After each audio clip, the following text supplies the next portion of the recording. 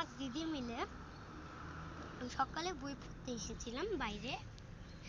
আর বই পড়তে পড়তে আমাদের একটু খিদাও পেয়ে গেছিল, এটার জন্য আমি মুড়ি মেখেছি, দিদিও মুড়ি মেখেছে। এই যে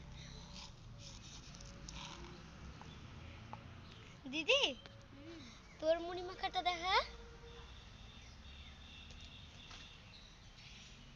আধা শেষ। আমার দিদির সেই খিদা পেয়েছিল তো, আধা শেষ করে দিয়েছি।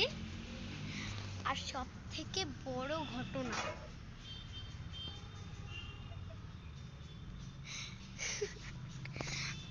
আমার বাবা আমাদেরকে বলছে যে ঘরে পড়তে, বাইরে যেন না আসে।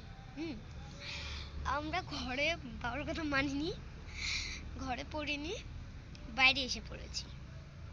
তারপর কি হয়েছে, বাবা এসে দিদিকে বলল যে বাইরে কেন, ঘরে যা। তারপর মা গেলে দিদি বলল যে বাবা ঘরে মন লাগে না, বাইরে ঘুম পায়। ঘরে ঘুম পায়, বাইরে একটু পড়বো। বাবা রাইগে চলে গেল। আমাদের ওই যে ওই দরজাটা কি করছে, বাবা বন্ধ করে দিয়েছে। বাবা মাকে বলছে যে ওদেরকে যেন আজকে ঘরে না ঢুকানো হয়, তাহলে কিন্তু খবর আছে ওদের। তারপর আমরা প্রথমে শুনিনি, তারপর কি হয়েছে, আমি দেখলাম যে দরজা লাগানো, ভয় পেয়ে গেছি।